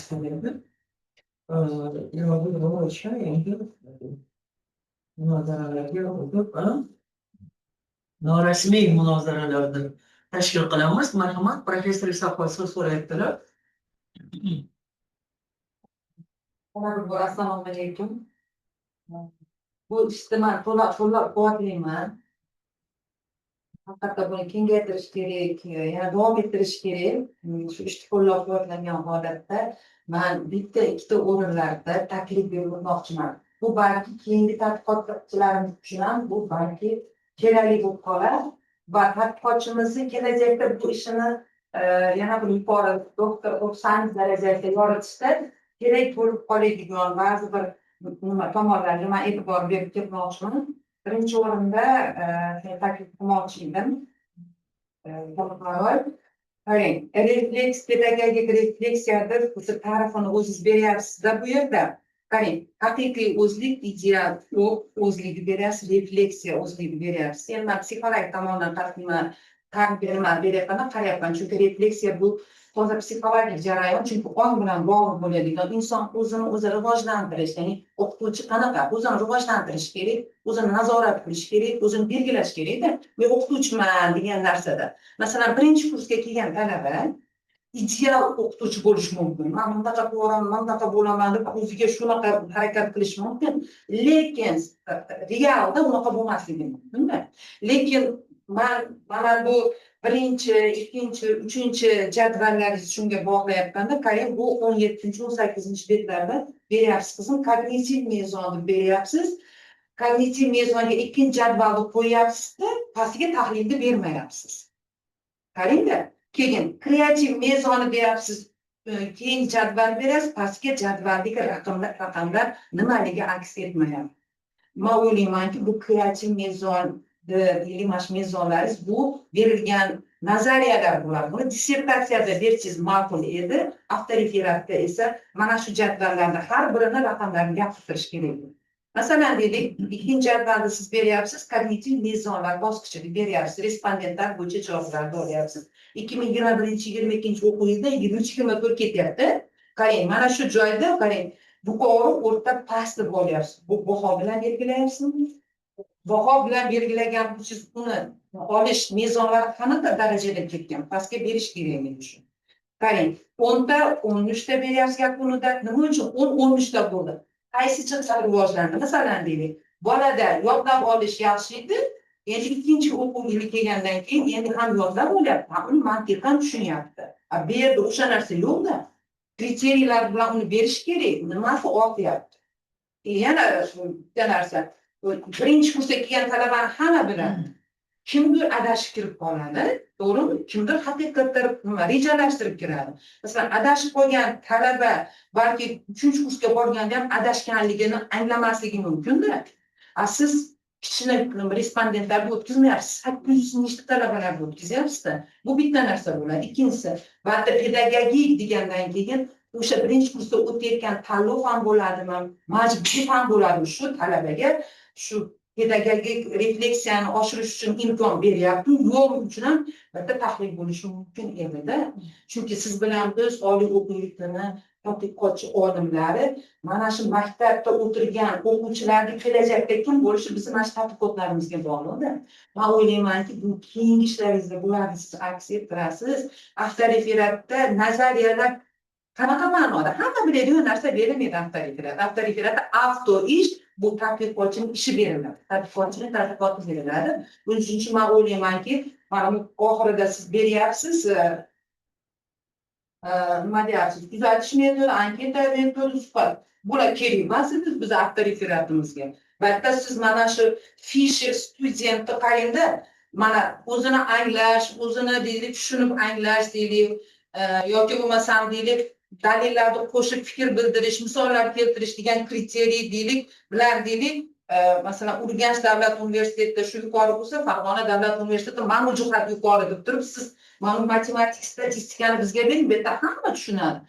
H 0 dan kattami kichikmi deganni o'sha biladi. Demak, bor natija, yo'q natija. Buni bunaqangi matematik statistika bilan men o'ylaymanki, avtoreferatga yozish keragi yo'q. Siz betga pedagogik kreativlik, refleksik kreativlik bo'ladimi, o'sha kriteriyalarni bitta yozib chiqqaningizda ishingiz ham zo'r bo'ladi. O'zi ishingiz yomon emas, haqiqatdan ham ishlaganingiz ko'rinib turibdi singlim. Lekin kelasi ishlaringizda mana shu narsalarga e'tibor bersangiz, haqiqatdan ham mana shu pedagogika sohasining eng yetuk olimlaridan biriga aylanasiz va ishlaringizga muvaffaqiyat tilayman. Salomat bo'ling. Rahmat. Bunlar hammasini eshitib olib, buni eng munosabat bildirsin, yozib olib o'tiraverdik. Marhamat, professor Temirov. Professor Temirov, mulohaza so'z sizga. Mulohaza uchun so'z sizga Rahmat. yo'q bo'ling. Turkjonimni. Ha, eshitilyapti. Marhamat. Rahmat, sog' bo'ling.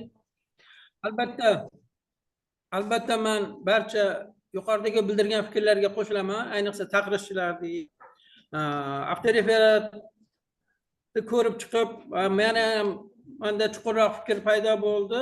Ilmiy ish haqiqiy amalga oshirilgan. Mavzu juda ham dolzarb. Sababi prezidentimiz hozirgi olib borayotgan siyosatida shu boshlang'ich ta'lim o'qituvchilarining motivatsiyasini kuchaytirish bo'yicha yangi bir talablarni qo'ydi. Bularni moddiy tomondan juda ham yuqori maoshlarga ko'tarish masalasini qo'yib qo'ydi.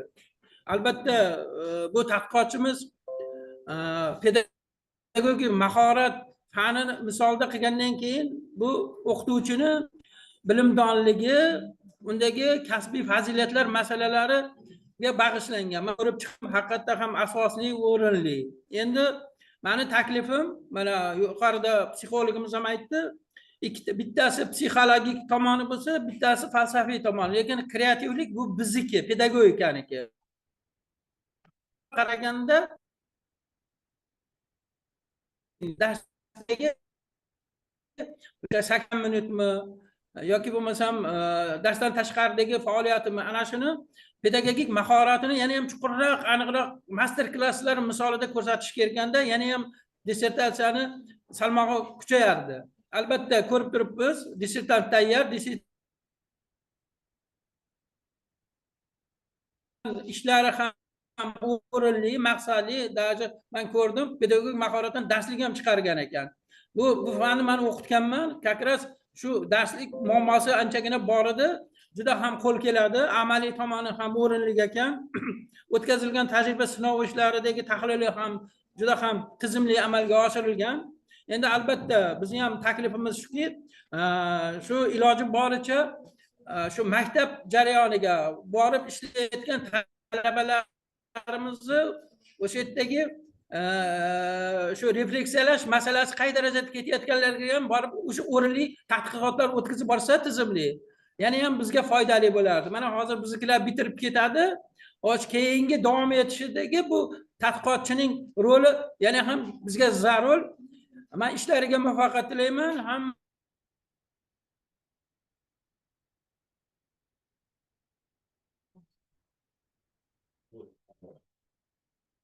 Eshitmay qolgan o'zingiz, yakuniy so'zingiz. Uzilib qolmish. Rahmat. Rahmat. Bo'lmasa, boshqa yana kimda fikrlar bor mulohazada? Bo'lmasa ruxsat bersalaring, men ham aytib o'tmoqchiman, mana ikki kishi gapirdim. Birinchidan, hurmatli ilmiy kengash a'zolari, bo'lajak boshlang'ich ta'lim o'qituvchilarining pedagogik refleksiyalash kompetensiyasini rivojlantirish metodikasi juda zarur. Ya'ni mavzuni o'zi pedagogika fanlar misolida ham dorslarligini ham dissertabilligini ko'rsatib turibdi. Shuni biz inobatga olishimiz kerak. Va albatta boshlang'ich sinf o'qituvchilarini biz o'tayinlarda, ya'ni pedagogik o'tayinlarda tayyorlash jarayonida bu narsalarni demak o'qitishda, ta'lim tarbiya jarayonida, ayniqsa pedagogika fanlari, tarbiya fanini o'qitish jarayonida, ijtimoiy fanlarni o'qitish jarayonida malaka ko'nikmalarini albatta oshirishga harakat qilishimiz kerak. Agar ularda mana shu fanlarga bo'lgan refleks paydo bo'lmasa, ular anglab olmaydilar. Sezgir bir 3-4 tang bor sana. Pedagogik va psixologik bu yerda tizimni yaratishga qaratilgan tajriba sinovlari va bu borada mana avtoreferatda o'zida ilmiy yangilik berilgan demak model yoki mezonlari, tamoyillari buni isbotlab turibdi. Demak, mana avtoreferatning 14-betida alohida dastur berilgan. Biz ko'proq mana shu ilmiy mavzuni tahlil tadqiqot jarayonida nimadir dasturdan qochib ketamiz. Va qolaversa, mana dissertatsiyani o'zida kim ko'rgan bo'lsa, mana tanishim 6 ta ilova berilgan dissertatsiyani o'zida. Bu demak, mavzuni tahlil va tadqiqot qilish jarayonini salohiyatini oshirishga demak xizmat qilgan. Yana aytish kerakki, albatta 18-19 beklarda haftalik yaratib, mana tajriba sinov ishlarini natijalari haqida fikrlar, diagrammalar, jadvallar berilgan. Ularni kengroq olib borib, biz kecha uchrashganimizda yana suhbatda aytdim o'sha genderda demoqchimanki, ma'lum bir alohida fikrlarda, ya'ni tajriba sinov olib borgan oliy o'quv yurtlarini qaysilaridan yuqori chiqdi-yu, past chiqqanlarini sababi nimada? Buni davom ettirish kerak. Ya'ni pedagogik tizim yaratildi, lekin uni yana takomillashtirishga diqqat qaratilishi kerak degan fikrda aytib qo'yishingiz kerak edi. Endi bu kelgusi ishlaringizga albatta xizmat qiladi degan umiddaman va 16 ta chop etilgan ilmiy mahsulotlarni mana bu yerda ilmiy kotib axborot berganlarida boshqa shunga urg'u berib ketdilar. Juda ma'qul bo'ldi menga. Mana bitta o'quv qo'llanma, uslubiy qo'llanma, bitta darslik yaratilgani haqida. Bu mavzu asosida mana shuncha ilmiy mahsulotni tahlil tadqiqot qilib chop eta olish o'z-o'zidan bo'lmaydi. Albatta juda ko'p manbalarni o'qishga to'g'ri keladi. Bu zamonaviy pedagogik tizimni yaratishga albatta mavzu asosida xizmat qilgan deb o'ylayman. Xullas kalom, dissertatsiya va avtoreferat yakunlangan bo'lib, mana bu yerda rasmiy opponentlar fikrlarini, mangacha mana mulohazalarni aytgan professor Isaqova Temirov ham aytib ketishdi. Demak, tadqiqotchimiz Yo'ldosheva falsafa fanlari doktor, pedagogiya fanlari bo'yicha PhD darajasini olishga loyiq va shunga biz ham ijobiy munosabat bildirishimiz zarurati bor. Rahmat. Marhamat. Qanday e'tirof etdingiz, qanday munosabat? Ustoz, rahmat. Demak, ustozlar tomonidan bildirilgan mulohazalar, yondashuvlar va ilmiy fikrlar biz uchun muhim ahamiyatga ega. Albatta, bu berilgan tavsiya va takliflarni keyingi tadqiqot ishlarimizda inobatga olamiz. Rahmat. Bu berilgan tavsiyalarga rahmat deb, demak, mana kelgusida ilmiy faoliyatimga bir qandaydir rejaviy yo'l ochishga xizmat qiladi desangiz yaxshi bo'ladi. Tushunarligan, rahmat. Demak, endi hozir biz sanov komissiyasini saylab olishimiz kerak. Bizga kelib tushgan takliflar bo'yicha quyidagicha insonlardan funksiya qilmoqchimiz. Demak, professor Sidiqov Ilyosbek, professor To'ychiyeva, professor Isoqova mana. Sidiqov Ilyosbekni rais, chunki neytral bo'lishi kerak. Falsafada ishlaydi. Bular endi pedagogika fakultetida bo'lgani uchun uni qila olamiz. Qani, ma'qulmi? Qog'ozga qo'yaman. Tarafdorlar, betaraflar, qarshilar yo'q. 5 minut tanaffus.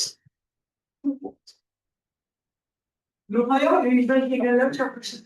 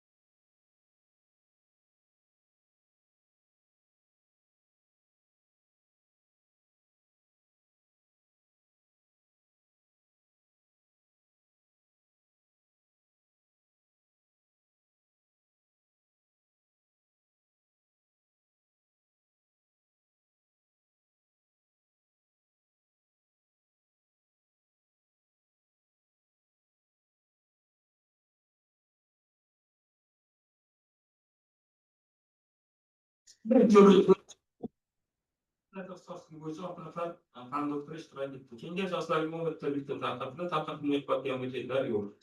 Demak, 17 million borligi aniqlandi. Demak, Yurtdosh Gapar O'runboy qizining 13.02 ta'lim tarbiya nazorati o'tkazilgan telekanallar bo'yicha pastlab o'quv darajasini olish uchun berilgan ovoz natijalari bo'yicha tarafdorlar 17%, qarshilar yo'q, iroqsiz deb topilgan byulletenlar yo'q. Sud komissiyasi raisi Siddiqov, a'zolar Tuyisheva hamda Iqtisodchi. Rahmat. Marhamat, Qonun komissiyasini bayonnomasini ovozga qo'yaman. Tarafdorlar, qarshilar, betaraflar yo'q. Demak, 100% tasdiqlandik. Sizga rahmat. Protokolni berib qo'yamiz Sipotovga. Demak, faoliyatimizni davom ettiramiz. Xulosalar qo'llaringizga berilgan. Asos uchun qabul qilinsin degan taklif tushyapti. Yo, o'qib beraymi? Boramiz. Ko'ramiz. Asos uchun qabul qilamiz. Ovozga qo'yaman. Marhamat. Tashakkur. Qarshilar, betaraflar yo'q. Demak, endi belgilarni belgilab olishimiz kerak.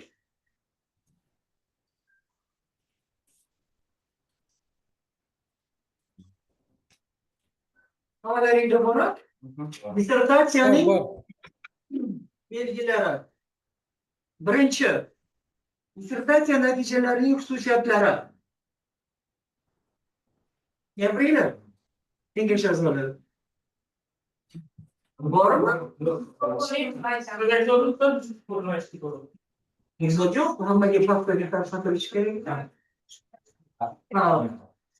Bir ikki. Peki.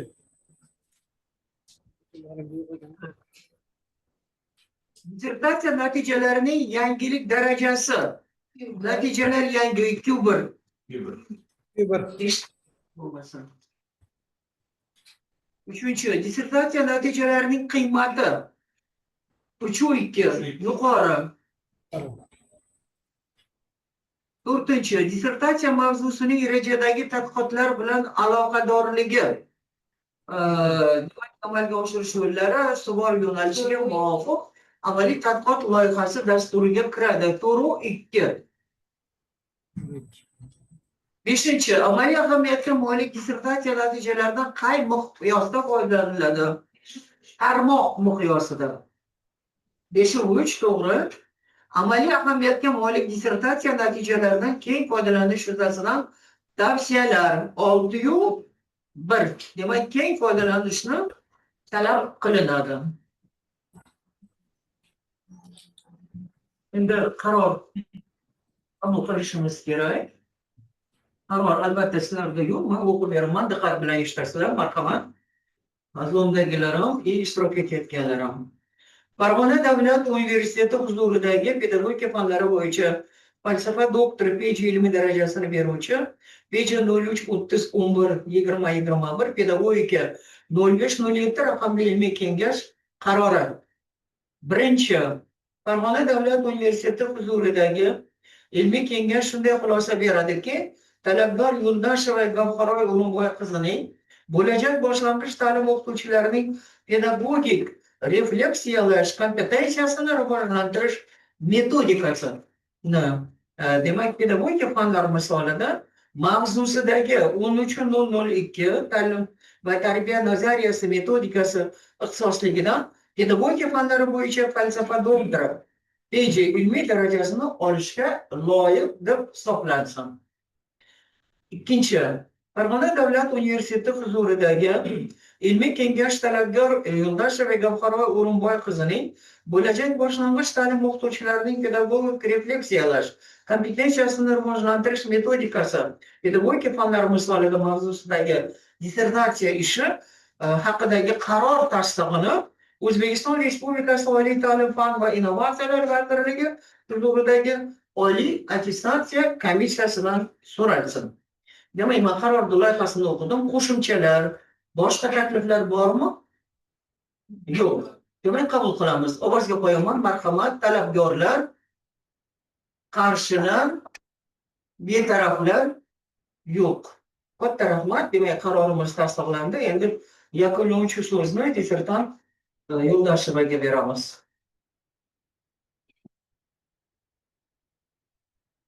Hurmatli ilmiy kengash raisi, ilmiy kengash a'zolari, ilmiy rahbarim, aziz ustozlar. Avvalo bugungi dissertatsiya himoyasida ishtirok etayotgan barcha ustozlarga, ilmiy kengash a'zolariga chuqur hurmat va minnatdorchiligimni bildiraman. Farg'ona davlat universiteti va uning rahbariyatiga, Farg'ona davlat universiteti rektori, ilmiy kengash raisi, pedagogika fanlari doktori, professor Shermuhammadov Bahodirjon Shermuhammadovichga, ilmiy kengash a'zolariga, ilmiy kengash kotibi Bayjanov Bekzod Hayitbayevichga tashakkur bildiraman. Ushbu ilmiy ishni tayyorlash jarayonida menga doimiy ilmiy rahbarlik qilgan o'zining boy tajribasi, amaliy ko'rsatmalari va samimiy yondashuv bilan har doim qo'llab-quvvatlab kelgan pedagogika fanlari doktori professor Baxtixon Qurbonova alohida minnatdorchilik izhor. Mazkur mavzuni chuqur o'rganishimda, ilmiy yondashuvni shakllantirishda va dissertatsiyani tayyorlash jarayonida o'z bilimi va tajribasini ayamagan, har doim mehr bilan ko'maklashgan Urganch innovatsion universiteti pedagogika va boshlang'ich ta'lim metodikasi kafedrasi a'zolariga, o'qituvchi va ustozlarimga chuqur hurmat va minnatdorchilik izhor etaman. Shuningdek, ushbu yo'ldagi mashaqqatli mehnatlarim davomida meni doimiy ruhlantirib, sabr-toqat bilan yonimda bo'lgan, mehr va muhabbatim ayamagan oila a'zolarimga. Bemalol hammamizda bo'lgan. Gavharoy, gapiravering. Ayniqsa turmush o'rtog'imga bu yo'lda ko'rsatgan ma'naviy ko'magi va ishonchi uchun yurakdan minnatdorchilik bildiraman. Ilmiy ishimni aziz ustozlar oldida himoya qilish men uchun katta sharaf va mas'uliyat etib, hammangizga tashakkur, rahmat. Salomat bo'ling. Marhamat, turmush o'rtoqlar. Birgalari kimlar birga, marhamat. Keling. Assalomu alaykum ustozlar. Ming rahmat shunchaligingizni kantoramizning rahmatini qo'ygan bog'laning uchun. Sizga ketdim turmush o'rtog'im. Oson bo'lmadi, qiyinchilik bo'ldi, manasini bor, vaqtga soldim. Shukur. Sizlarga avvalo ustoz hamsohibimning bu ashadsi shundan chekdi bo'lmasiniz. Shunchalik qo'llab-quvvatlab, shunchalik o'rgangan uchun katta rahmat. E'tiborni berdi. Salomat bo'ling. Baxtli saodatli bo'linglar. Mana shuni mana gender tengligi desa bo'ladi. Xorazmdan birga kelib, yonlarida turib, mana shunday bir-birlariga mehribon bo'lib yurishgani, farzandlaringiz, kelajakdagi ishlaringizga omad yor bo'lsin. Salomatlikda yana ko'rish nasib aylasin. Demak, biz kun tartibiga qo'ygan masalamiz yakuniga yetdi. Ilmiy rahbarlik gap yo'qmidi? Borda, ha, gapiring. Yo'q qo'ying lütfen. Rahmat a'zolari haqida tadqiqot qiluvchi.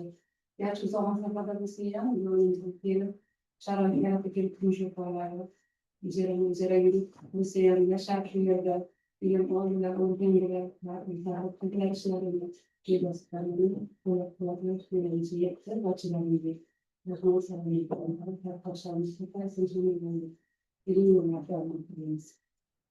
Katta rahmat. Demak, mana shunday himoyalarda o'tishida mana shunday chiroyli shart-sharoitlarni yaratib, o'zlari rosa haligi tig'iz vaqtlari bo'lmasa ham kelib, ochib berib, omad tilab ketgan mana shu kengashimizni raisi, universitetimiz rektorlariga ham sihat salomatlik tilaymiz. Barchalaringizni Farg'ona davlat universitetining attestatsiyadan o'tgani bilan tabriklaymiz va bugungi O'zbekistonimizda bo'layotgan barcha maktablardagi yakuniy qo'ng'iroqlar, oxirgi zvanok deyiladi, qo'ng'iroqlar yoshlarimizni kelajagida minnatda faizli barakotli qilsin, tinchlik barqaror bo'lsin, sihat salomatlik bo'lsin. Kun tartibi yakunlandi. Ko'rishguncha xayr. Rahmat.